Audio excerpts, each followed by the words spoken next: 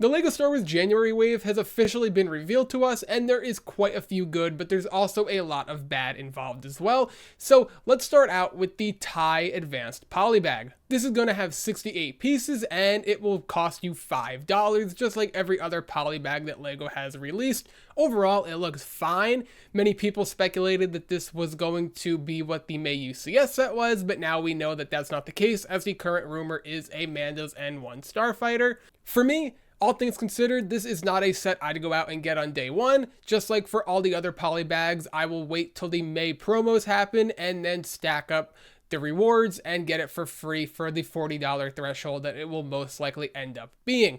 Moving on to the AT-AT Walker in the Midi-Scale, which is a set I never thought we'd ever get, or a sentence I never thought we'd say, as now it appears that the Midi-Scale sets are no longer just strictly starships, and this is a genius move.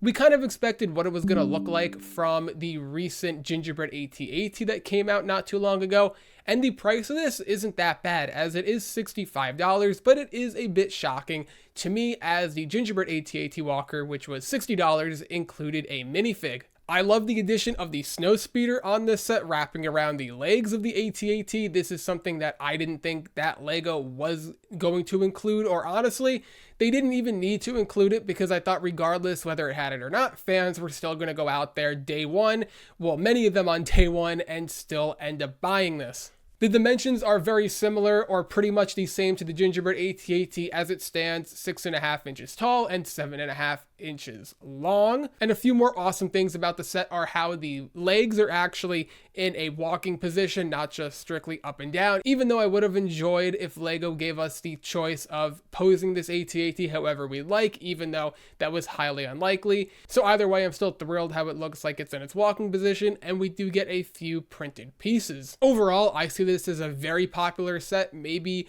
a top 10 set for many people of the entire year in 2026. I know we only have one wave down already, but this is going to be a fan favorite, I can just tell, along with the other Midi-Scale set, which is one that I didn't think we were going to get so soon, at least, with the Venator. It seems crazy to me that we're also getting a Midi-Scale Venator, especially that the UCS model is still on shelves. Maybe that'll eat into sales, maybe not, I am not too sure. But it's so good that if you are someone who has been a fan of LEGO Star Wars for a while, or is just getting into the hobby of LEGO, maybe you see that Venator and you say, you know what, I don't want to spend the $650. I want to save the money, spend the $80 on this, and then go out and save that other money I was going to get for the UCS set and spend it on other sets that are available right now. Either way, they're both excellent models, but this Midi-Scale version is truly a top two that we have in the line so far. This and the Super Star Destroyer should be everyone's number one and number two, and I think at the current moment this is actually my number one set for the Midi-Scale line. I will end up doing probably a new ranking video for the Midi-Scale lines once this entire wave, or the third one, ends up getting revealed. That's if we are exactly getting a third one. Not too sure on that just yet, but I love this set. It is not the flagship Venator like the UCS one. It is the more standard one that many people wish the UCS set was. And I didn't mind if it was the flagship or not. I do appreciate them, all in all, keeping it the standard, I'll say, more traditional Venator, as I can see some people buying multiple of these and using it for mocks. I did hint at that in my previous video when the first 3 sets ended up getting revealed. I made a comment saying that people would actually be able to buy multiple of these and use it for some large scale mocks, which I think will be really, really cool and fun to see. The size of this is relatively similar to the Super Star Destroyer, as it's 6 inches tall and 12 inches long, and there is a pretty cool Easter egg, or I don't even know if I want to call it an Easter egg anymore since LEGO did advertise it to us. You can lift up the top section right here and you can access a yellow and red brick, which are representing an Obi-Wan and Anakin Jedi Interceptor. Super cool, super fun, and it's very easy to access, unlike some other Easter eggs that you get in sets to win. They're nearly impossible to access unless you take apart pretty much the entire build. So very nice for LEGO to include that. I still think it was a bit of a missed opportunity releasing it this year rather than last year with the anniversary of Revenge of the Sith. But hey, you know what? Better late than never. And I cannot fault them because they probably still wouldn't have included a Revenge of the Sith anniversary brick. So you know what? End of the day, we still get the set that many people were hoping for, and now we have 2 Venators on shelves at the same time. All we need is a playset Venator. We get the trifecta, and fans will be very, very thrilled, because who would have thought we would have been getting a UCS Venator? Who would have thought a Midi-Scale Venator? Just remake that playset Venator and it will be absolutely cinema. What's not cinema is the BB-8 buildable character for a crazy price of $90. This set really reminds me of the Kylo Ren Midi-Scale set from last year, which retailed for $70 with 370 something pieces, I believe. This one, 569 pieces, a $90 retail price. But while I don't pay all too much attention to price per piece, if we go back a few years to, I believe, 2017 or 2018, when the larger BB-8 came out, that one had just over 1,000 pieces and retailed for $100. So nearly 500 more pieces and $10 more. It's just crazy how LEGO Star Wars has really just taken a turn for the worst in terms of pricing as of late, especially last year. I mean, it's always been expensive, but I feel in the last few years, we've really just seen it get completely out of hand, and I don't think that's going to stop anytime soon. A set that is 3.5 inches tall, like a BB-8, which this set is 3.5 inches tall, should not be $90. I just don't see $90 worth of value here, even though there are a lot of cool features, like the ability to roll this side to side with this mechanism that's included, and the head will move. You can actually access the interior and get the thumbs up with the flame and a repair kit, or the tool that BB-8 will use to repair objects, which is nice and fun. But still, for $90, I just don't see the value there. It is nice to be, I would assume, in scale with the new buildable character line, like with R2, C-3PO, Chewbacca. You guys get the point with all of that. But $90 just doesn't make any sense. Just for reference, the R2-D2 that included another anniversary minifig with Darth Malak is around this price at $100, so $10 more an extra minifig. And this is $90 with 569 pieces, not the same size, and the R2 I think is just unanimously better. You could also get the Chopper for $100, which I think is a much better set with almost 1,000 pieces as well off the top of my head. So I'm pretty sure we get the point that this is overpriced, but will still probably end up selling somewhat decent, I would assume, just because of the buildable character line having so much popularity as of late with all these awesome characters we've wanted, and they do look good, just pricing is the main issue. So this is a set that maybe I would hold off for until May 4th to stack it with some other sets to end up hitting your threshold for the GWPs, or maybe you wait for a sale before it retires or around the holidays of 2026 to get this for 20% off, or maybe double insiders points, something like that. I wouldn't go out, get it day one, and spend full price without getting something pretty cool in return for it. The Mando and Grogu speeder bike is going to be a hot seller at $10. We finally have a LEGO Star Wars playset that is $10 in what feels like the first time in, quite honestly, forever. I can't remember the last time we've had a $10 LEGO set on shelves, especially one that is this good. The Mando and Grogu movie we know is coming out later this year, and LEGO is going to do everything in their power to release as many Mandalorian sets as possible, because as we know, anything with Mando and Grogu in it will sell super well. I love the box art on this. It seems like the Mandalorian sets are getting a new box art, which is great. It's nice to switch it up once in a while. I don't think this is going to carry over to any of the other sets that aren't Mando and Grogu related, but either way, I love the tint of blue and everything about this. So if that UCS Mando's N1 Starfighter, which is rumored for later in the year, ends up happening, I don't think that will have the Mando box art because they want to keep the UCS line typical with the standard black and the glow in the back of the set. A little bit boring, it's sleek, but you know what, it's fine. Whatever, we should have box art for those sets. We are really missing some awesome box art designs, but you know what? Back to the main point of this set, and I do like it. I think the minifigs are great, but the big talking point of the minifigs is that the rumored UCS Mando for this set is not happening. It is still a very good Mando. It's the correct Mando, the accurate Mando for what this is depicted of. Just many fans were listening to the rumors of a UCS Mando, and well, that's what happens. A rumor is a rumor. It's not 100% true until we get the official images from LEGO, which is what happened here. So this is the correct choice that they did. It is just unfortunate for some people who were holding off on being able to get a UCS Mando fig for less money than going out and spending the $600 on the Razor Crest that is now retired, or going out and just spending, I think it's like $40 for that minifig in total. Not exactly sure what the price of that is. Either way, I do enjoy this set a lot, but I will say that if you do have the Trouble on Tatooine set, I might hold off on this set just because these speeder bikes are very similar. You're going to get very good figs in both sets as well, and I just don't see a need, for me at least, to have 2 Mando speeder bikes in my collection. Unless you really want it, you do what you want, but that is just my opinion. All in all, $10, 58 pieces. I don't think you could do much better than this. The Clone Shock Trooper mech is actually not that bad. As someone who doesn't care all too much about the mech line, as I stated in the past numerous times, and I will continue to state in the future, for whatever reason, I kind of like this one. I don't know what they did, if it's the images they have up on lego.com, but it just looks super shiny and clean, and I don't mind it, which is weird for me to say. I mean, it is still a mech. Am I going to go out and buy it? No.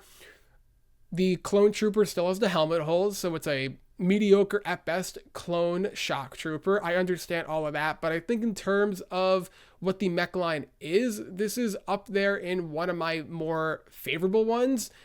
Don't really care all too much for it. Don't see myself going out and ever buying it. I don't think it is necessary to army build your Clone Shock Troopers with this. I'm sure you can get them for less, or you can get them in a much better set, honestly, at that point.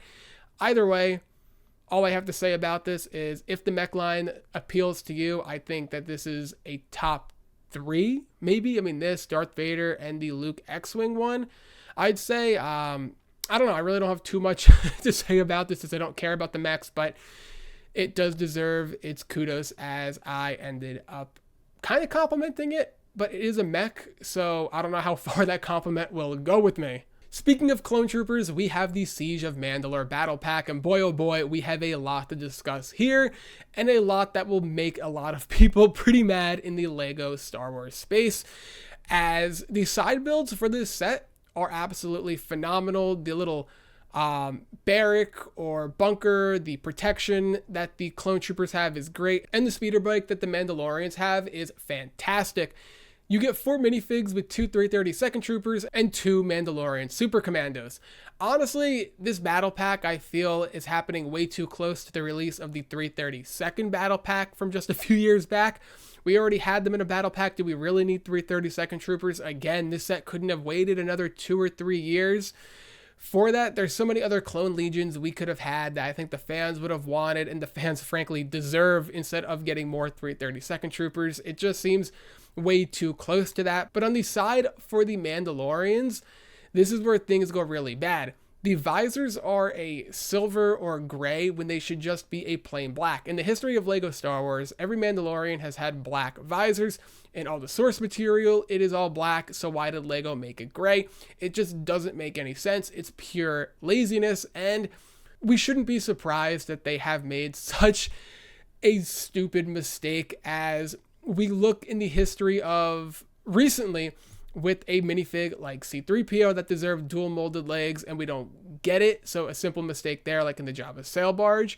You have it in the Death Star with not including enough minifigs for stormtroopers, I should say. So this shouldn't be anything new that the minifigs are going to be A, low quality, or B, just dumb decisions being made. And here we have one of the worst decisions I have ever seen. We think it's bad with the helmet holes, but it can get a whole lot worse with the visors. And we know that LEGO can put out great minifigs because they have done it before. They continue to do it. It just seems with anything that has Clone Troopers around them, they just refuse to give us the best that they can.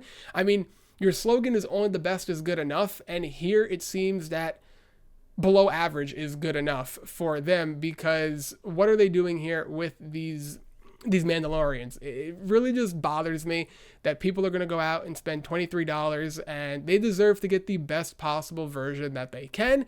You sit here and you say that we should be putting a top tier minifig in any set, no matter the price, but yet people will go out and spend $500 on a set and they get the worst version.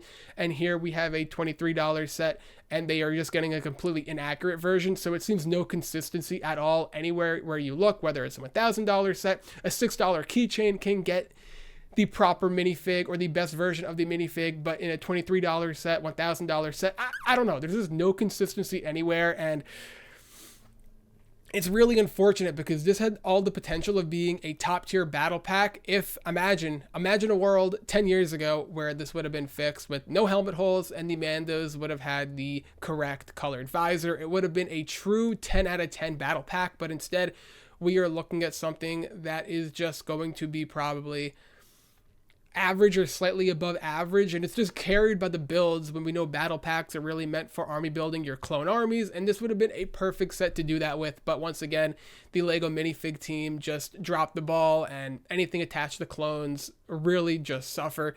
Truly unfortunate. We don't deserve it as the fans paying these crazy prices for these sets. We deserve to get the top quality possible. And it just seems it's just a coin toss of whether we will or will not end up getting that. And just when you think you're making a stride in the right direction, like with the Pauldron piece from the 327th Clone Troopers, we end up just taking a million steps back in the wrong direction. Not good, very disappointing, and I just don't know when or if things will ever change, because at this point, it's been years now. We're gearing up towards, I want to say, 10 years at this point of just subpar clone troopers. And, well, we're on what, year 7 or 8? I don't exactly remember how many years, but the last few years, the quality has just gone down, and just simple mistakes that wouldn't have happened in years past are really starting to leak through. And I think as the years go on, more and more fans, newer fans, or even the fans who have been here since day one, are fed up with it. Maybe you aren't fed up with it, but at some point or another, you know how good things used to be, and now it's just garbage. So it's really, really unfortunate how we had such a good set turn so bad just because of some simple decisions that could have been made that were absolutely just lazy. For $20, we get the Grogu Homestead, once again with that awesome Mandalorian box art. And this is going to be a 4+ set that I think will sell really, really well, unlike the Crimson Firehawk, which couldn't get any to sell unless it was 40 or even 60% off when it eventually ended up selling out, which is a bit funny. Anything with Grogu, like I stated in the past, will end up selling, and this is one of those perfect examples. I think the Grogu looks pretty bad, but then again, I am not the target audience for this particular build. I still do think that this set will sell relatively well for parents or grandparents who are buying this for someone as a gift. So really can't complain all too much. You have a ton of cool side builds. You have a frog, you have the cookies. It seems like you have a bed or a seesaw or something like that. And then it seems, I assume you have Grogu roasting something like a marshmallow or something. I'm not entirely sure what that is supposed to be. It's a cute set for what it is. I think that it is a relatively smart idea to put out a 4+ set with the Mandalorian theme, and this set I can easily see it sticking around for 2 or 3 years depending on how it sells, but at the very least 2 years is what I would expect for it. Don't have too much to say besides it was a solid and safe choice for Lego to go in this direction. Honestly, what might be some people's favorite set of the January wave is the Cobb Vanth Speeder. This is a beautiful set. The speeder bike is magnificent, and for $35 and 207 pieces, I don't think this set is a bad buy. And yes, the Mando speeder bike probably should have also been included as well, and that would have made it much more fair for $35. Or maybe you bump it up to $40 with both of those sets included, 4 minifigs included in total, 2 speeder bikes. You guys get it. It would have been a great seller and probably would have, without a doubt, made it the best set of the January wave. Either way, we get some blue milk, which is nice to see back. Maybe we'll get another blue milk Luke. I doubt it, but never say never. It would be nice to have one of those again. And the main talking point, or the main thing carrying this set, and why I think a lot of people aren't going to call it overpriced, is because of the 2 minifigs, and they are truly 2 perfect minifigs with Cobb Vanth and Cad Bane. Starting off with Cad Bane, it is a beautiful version. If you missed out on the Justifier from a few years back, you go out, buy this set, you have a Cad Bane for even less money than what the Justifier sold for, and it is extremely accurate to what we saw in the show with the lighter shade of blue for Cad Bane and everything. So once again, another Cad Bane coming relatively soon to us in LEGO Star Wars. Super happy with all of that LEGO did with the detailing, the blasters, the torso printing. It's truly just a perfect or near perfect minifig that we got. In terms of Cobb Vanth, this is what I'm talking about with the inconsistency of LEGO, because something so simple like a Mandalorian visor, they completely dropped the ball with, but for Cobb Vanth, they made a 10 out of 10 minifig. You get leg printing, arm printing, torso printing, has the Boba Fett helmet all damaged, which is beautiful, but the torso printing is 100% accurate compared to the source material. So much different printing and detail that they get down perfectly, may I add. And then you go back to a Mandalorian visor and you can't just make it a solid color with black. Instead, you keep it gray. But when it comes to a torso for Cobb Vanth, you get it perfect. And I'm super happy about that. But you look at something that they can do so well. How can you go from this being perfect and then that being just completely inaccurate? And I don't know about you, but I think it's a lot harder to get this detail down than it is to get a visor being all one color. I don't know, just taking a guess there. It just doesn't make any sense why they ended up doing that. Either way, I think the minifigs are the main selling point for this set, and while a lot of people will go out and get this set on day one, myself included, this is definitely going to be a main drawing point for me, and one I am strongly considering buying on January 1st. Probably the only set right now I would go out and buy. Maybe I'll hold off and wait for May 4th, stack it with whatever other sets end up releasing and get my GWP that way. I don't know, but I'll see. I mean, I do have some time to sit and think about this before I decide to make that decision. The Cobb Vanth also does have a nice new blaster mold for him, which is beautifully accurate. Once again, another thing that LEGO could have easily just included a standard blaster like Cad Bane has, but they didn't. They went that extra mile and they made it as accurate to the source material as possible, which they claim they always do, but they don't always do that. Easily a minifig of the year contender right off the bat, probably. Spoiler alerts for later in 2026, a top 5 minifig for me, and will probably make it to the A or S tier for a lot of people when I do my eventual tier list for minifigs. So there's no complaints from me from this set at all. Maybe for what it is a tad bit overpriced, but a great speeder bike, 2 near perfect or pretty much perfect minifigs all in all, and you get yourself a really solid set, and I think one that will make a lot of people happy and be up there for a lot of people's favorite set of the year. Overall, LEGO Star Wars is coming out hot in 2026 with what I consider to be a relatively positive wave. Yes, there are a few negatives in terms of price and just simple minifig quality issues, but regardless, I still think that this is one of the better January waves that we've had in recent history.